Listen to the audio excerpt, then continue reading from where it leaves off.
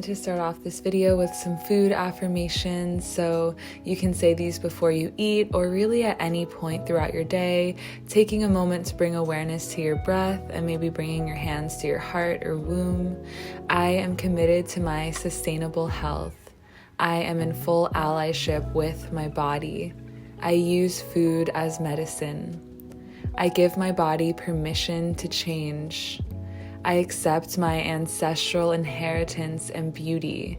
My body is the greatest healer and artwork I will ever know.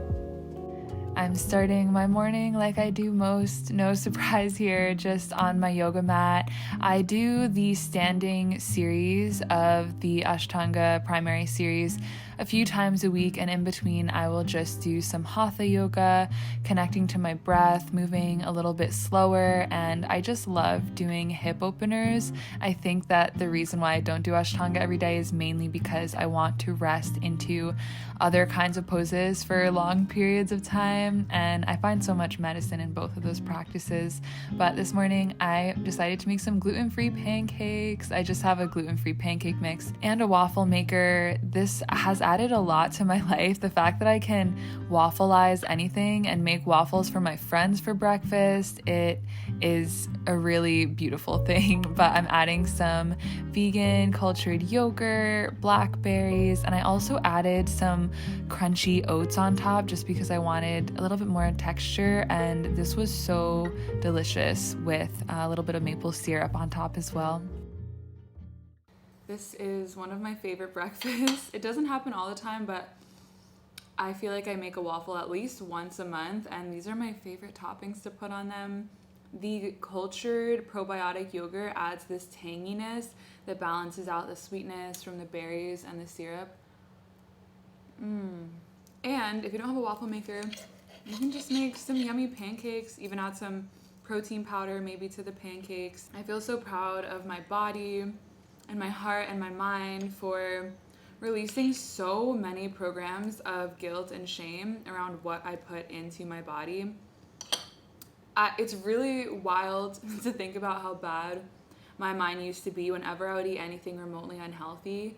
My body dysmorphia would make me feel like I just needed to work out for hours and hours and hours, and I would just feel so bad about myself just because I enjoyed, for example, a meal like this. And that voice was so loud for so long, and somewhere along the past 2 years I noticed the silence after I would eat, and just a complete objective witnessing of how good I felt in my body or how much fun I had sharing a meal with friends. And I only realized recently that that dictating shame voice was gone, and I just started laughing and smiling to myself because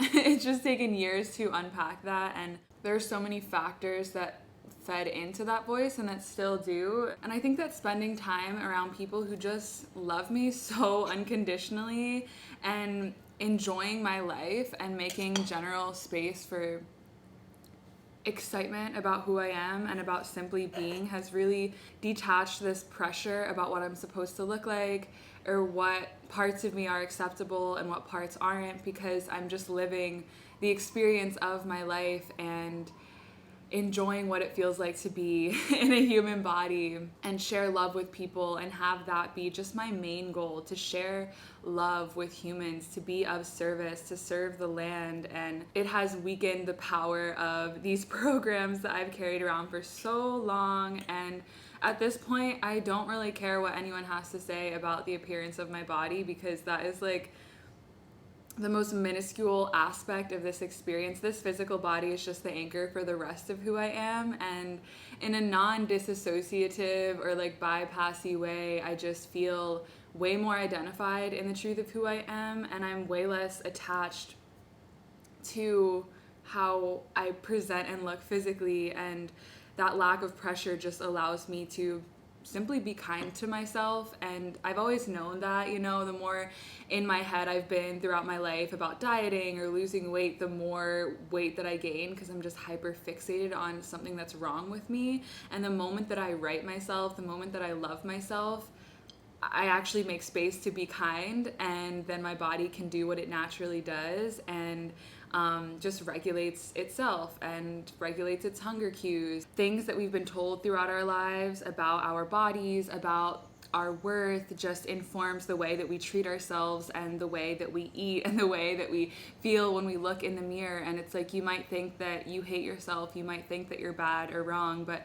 at the root cause of it is just a lot of projections, a lot of people who have strayed so far from love that fear becomes their truth, and now it is within you. The truth is, I don't think that any of us naturally want to hate ourselves. We're not born righting and wronging ourselves, as I like to say. It's a learned behavior, and I think that those programs can be released over time with a consistent reprogramming. For me, so much of my binge eating stemmed from not feeling safe, and I realized the reason that I kept on binge eating at different periods of my life, even though I thought I'd healed it, was because there were different circumstances where I just felt deeply unsafe in my home, ungrounded, uncared for. It was a cause of so many of my trauma responses and depression and self-harm. And so now, because I have that information, I can approach those situations differently. And I also think that there is just so much fucking viral programming about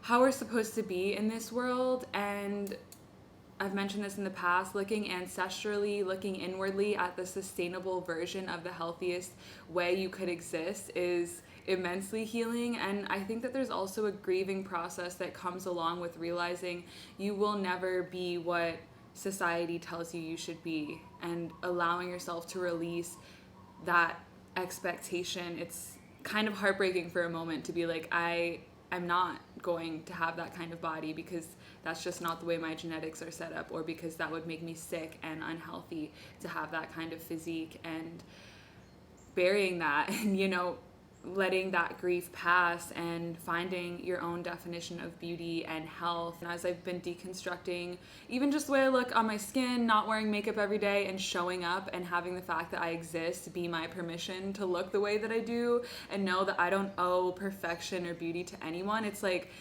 damn, nothing about my appearance actually has to be an apology or needs to be excused or governed by anyone else except for me. And it just feels like I'm holding myself, I'm holding my roots, I'm holding my body, I'm holding my heart and my soul, and I'm just like tenderly carrying all of it. And I still have a lot that I'm working through and that will come up for me. My camera battery keeps dying, so sorry for the change of angle, but I'm just really happy to be where I'm at and to be in allyship with my body and my belief systems, and learning patience with myself, and learning that the way that I feel now is not the way that I'm going to feel forever. When I was depressed, I literally thought I was going to struggle with deep sadness for the rest of my life, because those moments do feel eternal. But overcoming that, you know, and dancing with sadness differently now, and overcoming immense shame and guilt and body dysmorphia and showing up differently now is like really just giving me the lived experience in my body that there's always space for things to shift, especially heavy forms of control and manipulation that is indoctrinated into us. It takes a lot of courage, and it's definitely kind of scary, but I feel like some steps are being made and we're getting closer to more liberated souls acting from their own internal guiding system. Just casual morning conversation. Thank you to BetterHelp for sponsoring this video. Is there something interfering with your happiness or is preventing you from achieving your goals, such as trouble finding motivation or feeling worthy? BetterHelp will assess your needs and match you with your own licensed professional therapist. You can start communicating within 48 hours. It's not a crisis line, it's not self-help, it's professional counseling done securely online. There is a broad range of expertise in BetterHelp's 15,000 plus counselor network, which may not be locally already available in many areas. The service is available for clients worldwide. You can log into your account anytime and send a message to your counselor. You'll get timely and thoughtful responses, plus you can schedule weekly video or phone sessions so you won't ever have to sit in an uncomfortable waiting room as with traditional therapy. BetterHelp is committed to facilitating great therapeutic matches, so they make it easy and free to change counselors if needed. It's more affordable than traditional offline counseling, and financial aid is available. BetterHelp wants you to start living a happier life today. Visit betterhelp.com/hitomi. That's better HELP, and join the over 1 million people taking charge of their mental health with the help of an experienced professional. And they're offering you a special offer of 10% off your first month at betterhelp.com/hitomi. This is my favorite salad of all time right now. And it is so simple, but I love some garlic. You can chop up onions and put it in here as well. But the simple garlic with the fresh tomatoes and cucumbers, it's just so light and refreshing to me. A great summer salad if you have some local juicy tomatoes available to you. I actually always pretty much loathe tomatoes outside of tomato sauce or ketchup, but eating local ones has just really changed the game for me. I'm not smiling because I'm pretty sure I have salad in my teeth. Yum. And then putting some, crackers on top for some crispiness. I'm here for it. But please try this. It's so good. I was just spending the day coming to terms with my existence, as well as doing some errands, doing my laundry, and getting ready for over a month of travel. I'm now at the point where it's time to pack, and I don't know what to bring. I haven't done this in so long, so I'm just gonna start putting some outfits together, throw everything into my big suitcase, and I'm excited to just be ready to go. But I feel like there's so many steps from now until then, so I'll update you when I eat some noodles in a little bit. Closer and closer to each other until you find yourself in a place where. For dinner, I made one of my favorite yakisoba noodle dishes, sauteing ginger, garlic, broccoli, mushrooms, and peppers in a little stir fry. And then I just added liquid aminos. You can also add tamari. And I also add, as the main flavor for all of this, brown sugar or agave, rice vinegar, sesame oil, and a little bit of spice as well. And mixed in some gluten-free noodles. These weren't my favorite gluten-free noodles, but they were still yummy. I'm just so happy I'm done. I'm gonna clean my house, say goodbye to friends, and head to the airport later today. And these noodles are hitting. I'm sorry I don't have measurements, but I would just say, like I mentioned it probably in the voiceover, to go light on everything and then go lightest on the tamari, and slowly add the flavors as needed. If you get the ratio right, these will be potentially your new favorite meal. If you got the ratios wrong, you will curse my name. I'm sorry, no measurements here. I arrived at one of my friends' houses and I was obsessed with this meal, so I just wanted to share it. It's literally just really yummy beans and rice with a spring mix, avocado, lemon, plátano or plantain chips, a little bit of salsa, and I just mixed all of that together, and I ate this for 3 days straight. It was so delicious and easy to make. I love a good taco bowl. And then these are really yummy gluten-free cookies, because everything should be in balance. But I also went out to a bunch of queer clubs, and that was nourishment to me. I felt so alive and embodied this night.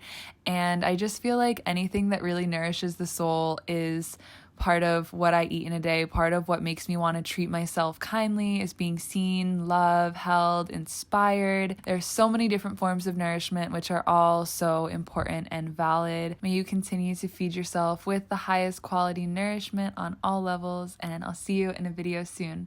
Bye!